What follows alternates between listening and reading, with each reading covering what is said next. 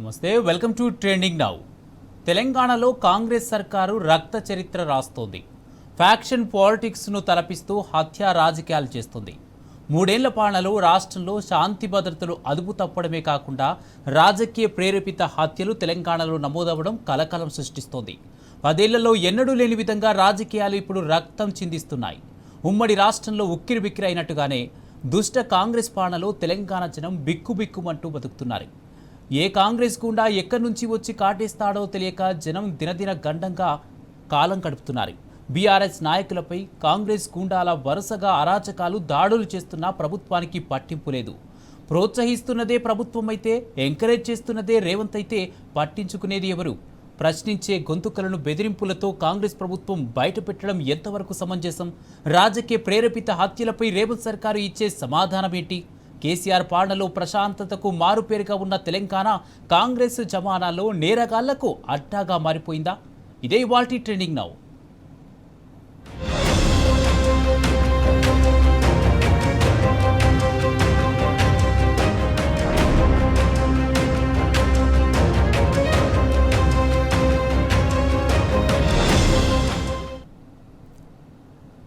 తెలంగాణ రాష్ట్రం నేరగాళ్లకు స్వర్గధామంగా మారిపోతుంది. పోలీసులంటే భయం లేదు, చట్టం అంటే గౌరవం లేదు.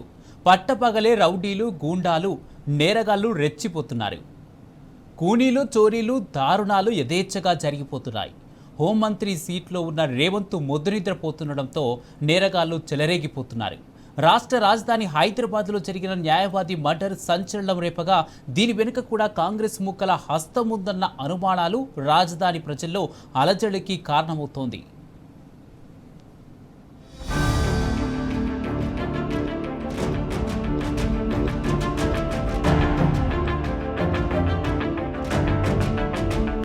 నేరగాళ్లకు స్వర్గధామంలా మారిన తెలంగాణ రాష్ట్రం. పట్టపగలే రెచ్చిపోతున్న రౌడీలు, గూండాలు, నేరగాళ్లు, ఖూనీలు, చోరీలు, దారుణాలతో తెలంగాణలో అలజడి. Mister home minister cum CM మొద్దునిద్ర విడవా?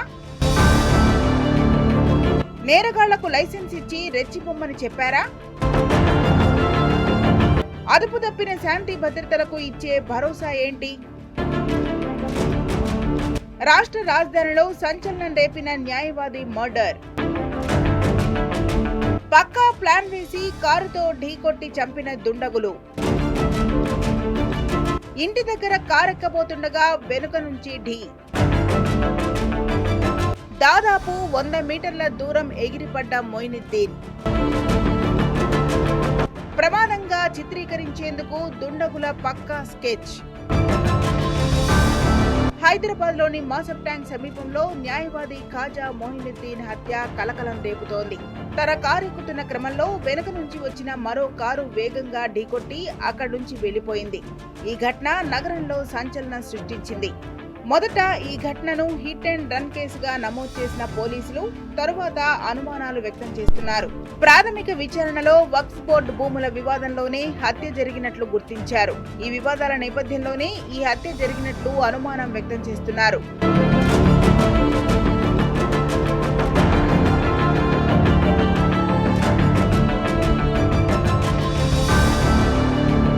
పక్కా రెక్కీ చేసి మాసబ్ ట్యాంక్ లో ఖాజాను కారుతో గుద్ది హత్య చేశారు. నెంబర్ ప్లేట్ లేకుండా కారుతో ఢీకొట్టి చంపేశారు. మలక్పేట్ లో వక్ఫ్ ఆస్తులు, భూమి విషయాలకు సంబంధించి ఆలం ఖాన్, మెహబూబ్ ఆలం ఖాన్లతో న్యాయవాది ఖాజా మొయినుద్దీన్ కు వివాదాలు కొనసాగుతున్నట్టు సమాచారం. So Mujahid Alam Khan, like Anwarul Ulum Waqf which is there, they have converted to society. Mehboob Alam Khan also. They are Waqf grabbers, Waqf encroachers. They have taken the Waqf property of Muslims and they privatized it. So my father was fighting against it. So that is how it has happened. There is a threat to me and my family also. Now that they have killed my father, they murdered and martyred my father while he was protecting the property. So I absolutely apprehend that there is threat. If in case anything happens to me or to my mother or my sister or my brother-in-law, I am saying across media that prime accused and responsible will be Mujahid Alam Khan and his father Mehboob Alam Khan. Father and son will be responsible if anything happens to me. I have relayed messages to Honorable Chief Minister also through intermediaries, to Member of Parliament Asaduddin Owaisi and to the Honorable Ex-Minister KTR also, KT Ramarao Garu also, saying that advocates need to be protected. This cannot happen. This is a rule of law. If advocates itself, they themselves are not being protected, so it is a very grave, unfortunate moment for me. మలక్పేట్లో వక్ఫాస్తులు భూమి విషయాలకు సంబంధించి ఆలం ఖాన్, మెహబూబ్ ఆలం ఖాన్లతో న్యాయవాది ఖాజా మొహినుద్దీన్ కు వివాదాలు కొనసాగుతున్నట్టు సమాచారం. గతంలో కూడా నిందితులిద్దరూ న్యాయవాదికి హాని తలపెట్టడానికి ప్రయత్నించారని పోలీసులు చెబుతున్నారు. గతంలో ఖాజా ఈ అంశంపై హబీబ్ నగర్ పోలీస్ స్టేషన్ లో కూడా ఫిర్యాదు చేశారు. అప్పుడు పోలీసులు అరెస్ట్ చేసి ప్రత్యర్థులను రిమాండ్ కు తరలించారు. దీనిపై నగరంలోని వివిధ పోలీస్ స్టేషన్లలో ఫిర్యాదులు కూడా నమోదైనట్టు పోలీసులు గుర్తించారు. ఎక్కువగా వక్ఫ్ భూముల తగాదాల కేసులను మాత్రమే వాదించే మొయినుద్దీన్ హత్యతో రాష్ట్రంలో న్యాయవాదులకు రక్షణ కరువైందన్న నిజం మరోసారి తేటతెల్లమైనట్టుంది. వక్ఫ్ బోర్డు భూముల వివాదంలో కాంగ్రెస్, మజ్లిస్ ముఖ్య నాయకుల పాత్ర కూడా ఉందన్న అనుమానాలపై పోలీసులు దర్యాప్తు ముమ్మరం చేస్తున్నారు.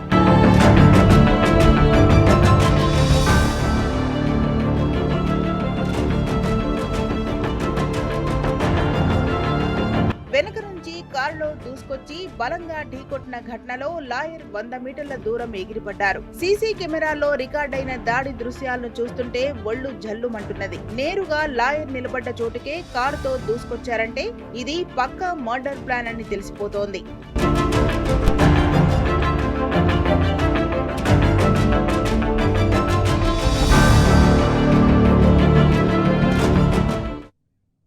రాష్ట్రంలో రేవంత్ సర్కారు వచ్చిన తర్వాత కాంగ్రెస్ గూండాలు రెచ్చిపోతున్నారు. బీఆర్ఎస్ నేతలే లక్ష్యంగా కాంగ్రెస్ గూండాల దౌర్జన్యం రాష్ట్ర వ్యాప్తంగా కొనసాగుతూనే ఉంది. ప్రభుత్వ వైఫల్యాలను నిలదీస్తూ తమకు అడ్డొస్తున్న బీఆర్ఎస్ నేతలపై దాడులకు తెగబడుతున్నారు. తాజాగా సూర్యాపేట జిల్లా యార్కారం గ్రామంలో బీఆర్ఎస్ నాయకుడిని అంతమొందించిన హస్తం మూకలు హత్య రాజకీయాలు ఆపేది లేదని మరోసారి సంకేతించారు. బీఆర్ఎస్ నేత హత్యతో యార్కారంలో ఉద్రిక్తత నెలకొనగా నిందితులను పట్టుకోవడం పోలీసులు యథావిధిగా తాత్సారం చేస్తున్నారు.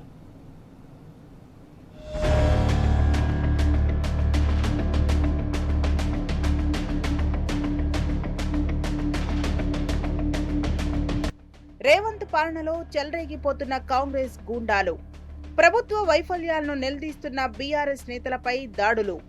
తాజాగా సూర్యాపేట జిల్లాలో రెచ్చిపోయిన కాంగ్రెస్ రౌడీ మూకలు. యార్కారం గ్రామ బీఆర్ఎస్ నేత మాజీ సర్పంచ్ భర్తపై పాశవిక దాడి. చింతలపాటి మధును దారుణంగా నరికి చంపిన కాంగ్రెస్ గూండాలు. 2018లో బీఆర్ఎస్ సర్పంచ్ ఒంటెద్దు వెంకన్న హత్య కేసులో మధు సాక్షి. మధు సాక్ష్యం చెబితే శిక్ష పడుతుందన్న భయంతోనూ అంతం.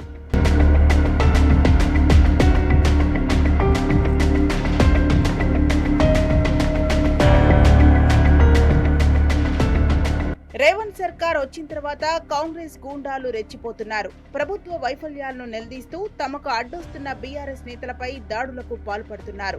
తాజాగా సూర్యాపేట జిల్లాలో కాంగ్రెస్ రౌడీ మూకలు రెచ్చిపోయాయి. యార్కారం గ్రామ బీఆర్ఎస్ నేత మాజీ సర్పంచ్ భర్త చింతలపాటి మధును దారుణంగా నరికి చంపారు.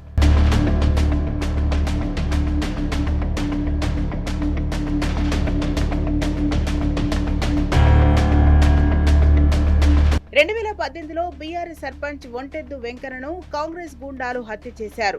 ఆ కేసులో మధు సాక్షిగా ఉన్నాడు. మధు సాక్ష్యం చెబితే తమకు శిక్ష పడుతుందని భావించిన మిద్దె కిరణ్, మారేపల్లి సతీష్, గుంటిగొర్ల శ్రీను, కట్టబోయిన మల్లయ్యలు మధుపై దాడి చేసి అంతమొందించారు. మధు హత్యతో గ్రామంలో ఉద్రిక్తతలు నెలకొన్నాయి. యార్కారం గ్రామంలో బీఆర్ఎస్ నేతలను టార్గెట్ గా చేసుకుని 10 ఏళ్లుగా హత్యలకు పాల్పడుతున్నారు కాంగ్రెస్ గూండాలు. ఇప్పటి వరకు గ్రామంలో 5 రాజకీయ హత్యలు జరగడం పెను విషాదం. రోజైతే 10 గంటలకు అట్లా వస్తాడు, ఫ్రెండ్స్ తోటి జిమ్ముకు పోతాడు. ఇక 11 గంటలకు వస్తాడేమో అని అనుకొని ఇక నేను 2 పిల్లలు పెట్టుకొని నేను పడుకున్నా. జనం వస్తానన్నాడు, ఇంతవరకు రాలేడు, ఏమి చెప్పలేడు, ఏమి చెప్పకుండానే పోయిండు. టౌన్ పోలీస్ స్టేషన్ దగ్గర పోయి టౌన్ పోలీస్ స్టేషన్లో పిటిషన్ ఇచ్చిన.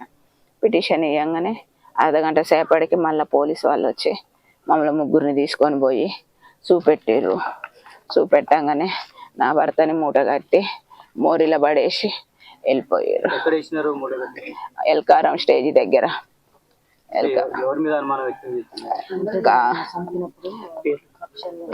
కాంగ్రెస్ నాయకులే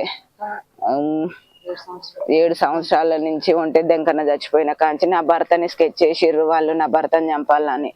మిద్ద జీవను, మారుపెల్లి సతీష్, కుంటిగొర్ల శ్రీను, కట్టబోయిన మల్లయ్య, మిద్ద కిరణు, అవి పాత కక్షలు, నా భర్తని చంపారు.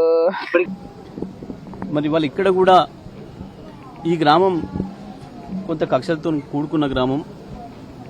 దీనికి ఆ చరిత్ర ఉంది. గతంలో కూడా మా మాజీ సర్పంచ్ వెంకన్నను హత్య చేశారు ఇదే కాంగ్రెస్ గుండాలు. ఆ రోజు నేను చాలా స్పష్టంగా చెప్పి మా కార్యకర్తలకు అందరూ కూడా ఎవరు కూడా ఉద్రేకానికి లోనవ్వకుండా వాళ్ళకి శిక్ష పడేటట్టు చేస్తే తప్పకుండా మీరెవరు కూడా కొట్లాటలకు పోవద్దు, తగాదాలకు పోవద్దు, చట్ట ప్రకారమే నడుచుకుందామని చెప్పినాం. మా వాళ్ళు కూడా అదే పద్ధతిలో ఉన్నారు. ఒక కేసు కూడా ఈ 10 నెలల్లో మళ్ళీ కొత్తగా నమోదు కాలేదు, ఆ హత్య తప్ప. ఇవాళ ఆ కేసు ట్రయల్ నడుస్తూ ఉంది, సాక్ష్యాలు నడుస్తూ ఉన్నాయి. ఈ సందర్భంలో మధుతో పాటు మా ఇతర నాయకులను కూడా కాంగ్రెస్ గుండాలు భయపెట్టించడం ప్రారంభం చేసిండ్రు. సాక్ష్యాలు చెప్తే మిమ్మల్ని అంత చూస్తామని చెప్పి, అయినప్పటికీ కూడా ధైర్యంగా వీళ్ళందరూ కూడా సాక్ష్యం చెప్పొచ్చిండ్రు. ఎంత దుర్మార్గంగా ఉంది ఈ ప్రభుత్వము అని అంటే, సడన్గా పీపీ గారిని మార్చేసిండ్రు కేసును బలహీనం చేయడం కొరకు. పీపీని మార్చినప్పటికి కూడా మా వాళ్ళు సాక్షులు కానీ కుటుంబ సభ్యులు కానీ ధైర్యంగా ఎవరికి లొంగకుండా, ఎటువంటి బెదిరింపులకు లొంగకుండా సాక్ష్యాలు చెప్తూనే ఉన్నారు. ఇటువంటి పరిస్థితులలో మధు ప్రధానంగా నిలబడి ఉన్నాడు ఇక్కడ అని చెప్పి మధును హత్య చేయడం ద్వారా మిగతా సాక్షులను కూడా భయపెట్టియాలి, ఆ కేసులో నుంచి బయటపడాలని ఒక దుర్మార్గమైన ఆలోచనతోనే హత్య చేసినట్టు కనబడతా ఉంది. అయితే దీంట్లో చాలా స్పష్టంగా పోలీసు వైఫల్యం కనబడతా ఉంది.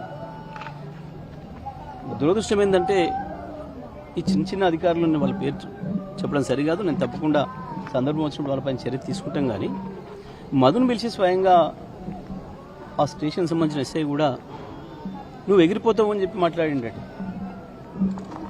నాకు 15 రోజుల క్రితం వచ్చినప్పుడే మధు చెప్పిండు, ఇట్లా నన్ను ఎస్ఐ గారు పిలిచి నువ్వు ఎగిరిపోతావు అని చెప్పి భయపెట్టిస్తున్నాడు నన్ను ఇట్లా అని చెప్పి. ఇప్పుడు నేను చెప్పిన ఎగిరిపోతామని తెలిసినప్పుడు ఆయనదే కదా బాధ్యత, ఎస్ఐదే కదా బాధ్యత, కాపాడాల్సిన బాధ్యత ఆయనదే కదా మరి అనే మాట కూడా చెప్పి నువ్వు జాగ్రత్తగా ఉండు, కలిసి ఉండండి, ఎక్కడికి వెళ్ళినా ఒంటరిగా వెళ్ళకండి, అవకాశం ఇవ్వకండి ఆ దుర్మార్గులకని కూడా ముందే హెచ్చరించడం. అయినప్పటికీ కూడా దురదృష్టం మధును ఏదో పంచాయతీ ఉంది మాట్లాడాలి రమ్మని చెప్పి నమ్మించి తీసుకుపోయి కిరాతకంగా హత్య చేసింది. ఈ హత్యకు తప్పకుండా ఇక్కడ కాంగ్రెస్ నాయకులు, తప్పకుండా పోలీసు అధికారులు కూడా బాధ్యులవుతారు. ఎర్కారం గ్రామంలో భగ్గుమన్న రాజకీయ కక్షలతో తెలంగాణ ఒక్కసారిగా ఉలిక్కిపడింది. ఒక హత్య కేసులో సాక్షిగా ఉన్న మధు శుక్రవారం ఉదయం 10 గంటలకు సూర్యాపేటలో తన నివాసం నుంచి బయటకు వెళ్లాడు. సాయంత్రం నుంచి అందుబాటులో లేకుండా పోయాడు. రాత్రి 10 గంటలకు మధు హత్యకు గురయ్యాడని ప్రచారం జరగగా అర్ధరాత్రి 1:30కు ఎర్కారం శివారులోని ఓ పిల్ల కాలువలో హత్య చేసిన మధు మృతదేహాన్ని పోలీసులు గుర్తించారు.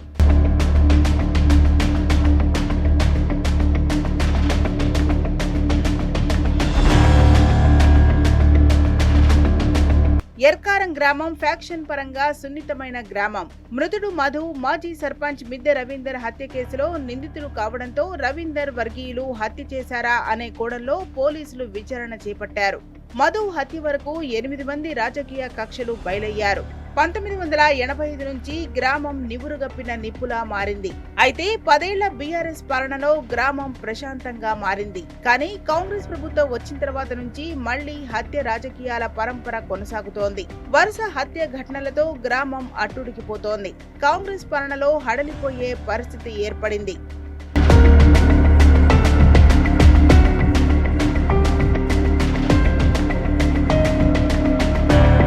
ఎన్నికల సమయంలో తెలంగాణ తొలి ముఖ్యమంత్రి కేసీఆర్ చెప్పిన మాటలు ఇప్పుడు అక్షర సత్యాలవుతున్నాయి.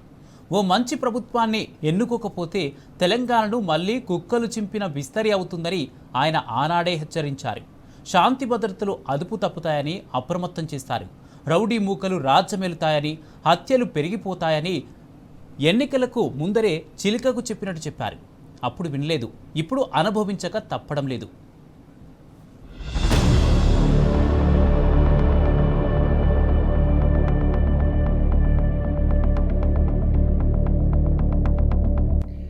కాంగ్రెస్ అధికారంలోకి వచ్చిన తర్వాత బీఆర్ఎస్ కార్యకర్తలే లక్ష్యంగా హత్య రాజకీయాలు హడలెత్తిస్తున్నాయి.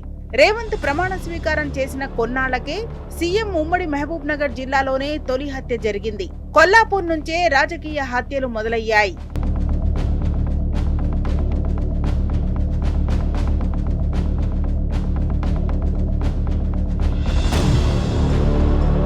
కొన్నేళ్ల పాటు దేశానికి జవాన్ గా సేవ చేసి బీఆర్ఎస్ లో కీలక పాత్ర పోషించిన కొల్లాపూర్ నియోజకవర్గం పెద్దకొత్తపల్లి మండలం గట్రావుపల్లికి చెందిన మల్లేష్ యాదవ్ ను 2023 డిసెంబర్ 28న దారుణంగా పొడిచి చంపారు. మల్లేష్ యాదవ్ హత్యను మరవక ముందే 2024 మే 23న అదే జిల్లా చిన్నంబావి మండలం లక్ష్మీపల్లిలో బీఆర్ఎస్ నాయకుడు శ్రీధర్ రెడ్డిని అర్ధరాత్రి 12 గంటల తర్వాత కరెంటు తీసేసి మరీ గొడ్డళ్లతో కిరాతకంగా నరికి చంపారు.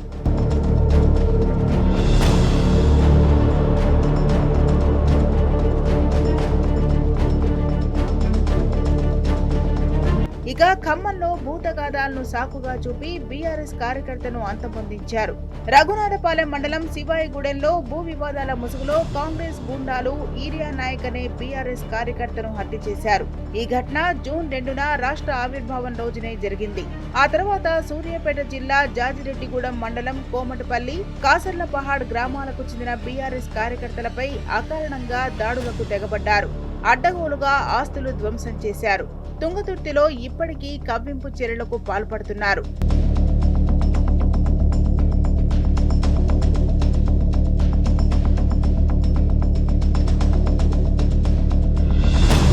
కామారెడ్డి జిల్లా నస్రుల్లాబాద్ మండలం నాచుపల్లిలో కూడా కావాలనే కాంగ్రెస్ నేతలు గొడవకు దిగి పెద్ద రాద్ధాంతానికి తెరలేపారు. నాగర్ కర్నూలు జిల్లా అచ్చంపేట రూరల్ మండలంలోని దుబ్బతండాకు చెందిన బీఆర్ఎస్ కార్యకర్త కిరణ్ పై అదే తండాకు చెందిన కాంగ్రెస్ నాయకులు దాడి చేశారు. ఎల్లారెడ్డి నియోజకవర్గంలోని గాంధారి మండలం గండిపేటలో కాంగ్రెస్ గ్రామ అధ్యక్షుడు భీమ్దాస్, హైమద్ రజాక్, జావేద్ అనే బీఆర్ఎస్ కార్యకర్తలపై కత్తితో పొడవడంతో గాయపడ్డారు.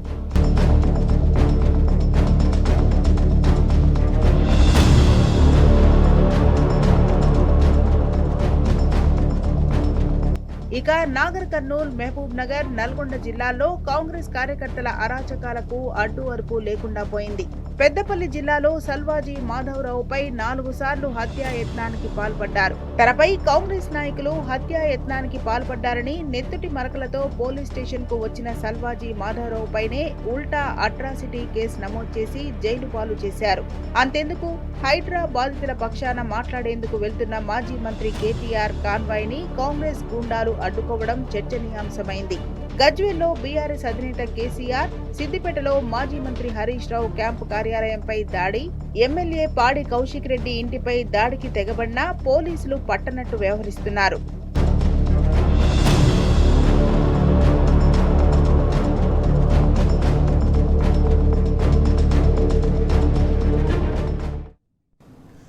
పేరుకేమో ప్రజాపాలన, చేస్తున్నదంతా ప్రతీకార పాలనే.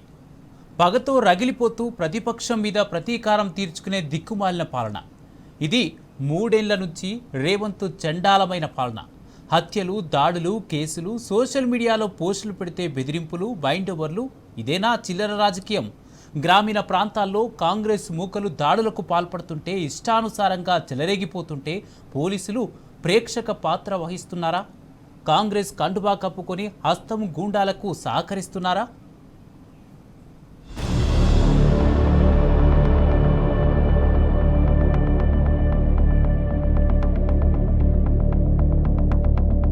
కేసీఆర్ పాలనలో శాంతి భద్రతలు, అభివృద్ధి ఫలాలు, అన్ని రంగాల్లో దేశానికే దిక్సూచిలా నిలిచిన తెలంగాణ. కాంగ్రెస్ గూండాల హత్య రాజకీయాలతో మరోసారి ఉలిక్కిపాటు. ఘాతుకాలకి ఒడిగడుతున్న వారి కండువా రంగును చూసి కలవరం. పచ్చటి తెలంగాణలో ఎక్కడిది నెత్తుటి రాజకీయం? ఎవరు పెంచి పోషిస్తున్నది విష సంస్కృతి? కత్తిపోట్లు, నెత్తుటి కోలాటాలు ఇంకెన్నాళ్ళు? నెత్తుటి సిరాతో రాసిన హస్తాక్షర ఆందోళనలు ఆగవా?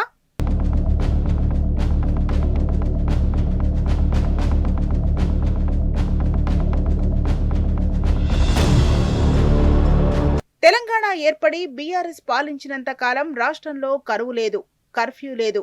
ఎన్నికల వేళ ప్రజాక్షేత్రంలో రాజకీయ విమర్శలు, పరస్పర ఆరోపణలే తప్ప రాష్ట్రంలో చిన్న ఉద్రిక్తత ఘటన కూడా చోటు చేసుకోలేదు. అనునిత్యం అభివృద్ధి, సంక్షేమం అంటూ ప్రభుత్వ యంత్రాంగాన్ని కేసీఆర్ అలుపెరగక పరుగులు పెట్టించడమే కారణం. తెలంగాణ గాయాలను మాన్పేందుకు నీళ్లు ఎలా తేవాలి, నిధులు ఎలా సమీకరించాలి, వలసలను ఎలా నిర్మూలించాలి, ఉద్యోగ ఉపాధి అవకాశాలు ఎలా పెంచాలి, ప్రతిక్షణం పాలకుడు ఈ ఆలోచనలతో ఉంటే ప్రజలు మరోవైపు ఎలా చూస్తారు? అందుకు ప్రజల సంపూర్ణ సహకారంతో తెలంగాణ పోలీసింగ్ కొత్త శిఖరాలకి చేరింది.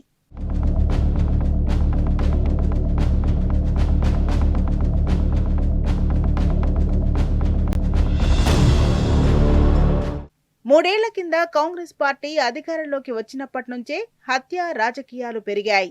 పచ్చని తెలంగాణలో బీఆర్ఎస్ నేతల రక్తం కళ్ల చూస్తోంది. వరుసగా హత్యలు చేయిస్తూ ప్రజలను, ప్రతిపక్ష పార్టీ నేతలను భయభ్రాంతులకు గురిచేస్తోంది. అయితే ఈ హత్య రాజకీయాలను పోలీసులు చూసి చూడనట్టు వ్యవహరించడం తీవ్ర విమర్శలకు దారితీస్తోంది. కేసుల దర్యాప్తును పోలీసులు పట్టించుకోవడం లేదు. కాంగ్రెస్ కక్షపూరిత రాజకీయాల పీచ మణచడం లేదు.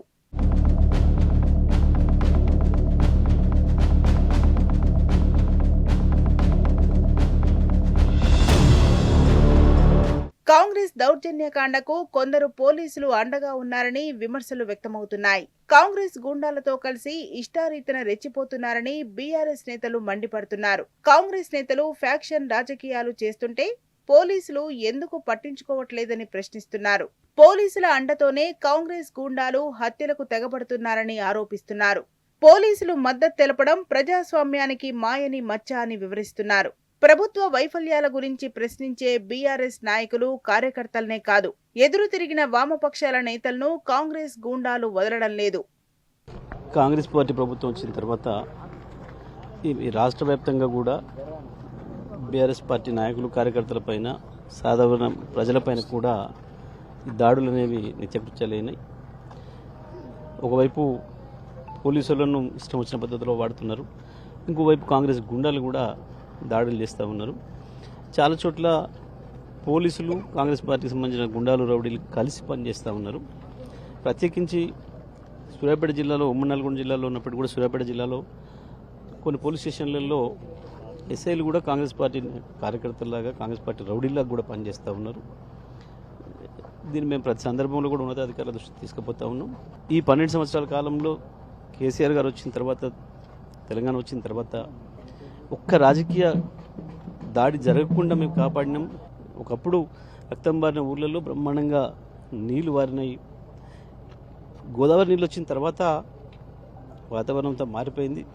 తుంగతుర్తి, సూర్యాపేట తాలూకాల్లో కూడా రాజకీయ వాతావరణం కూడా మారిపోయి ప్రశాంతమవుతున్న గ్రామాలు అనుకున్న సమయంలో మళ్ళీ కాంగ్రెస్ పార్టీ మనకు దుర్మార్గమైన చర్య పూనుకుంది.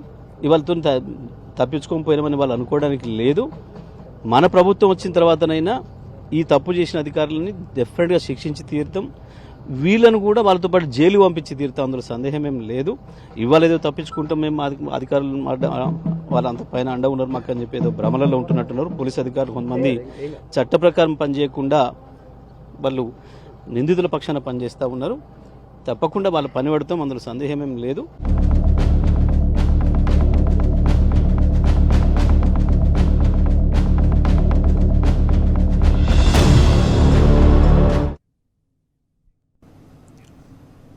రైట్, ఇక ఇది ఇవాల్టి ట్రెండింగ్ నౌ. చూస్తూనే ఉండండి టీ న్యూస్.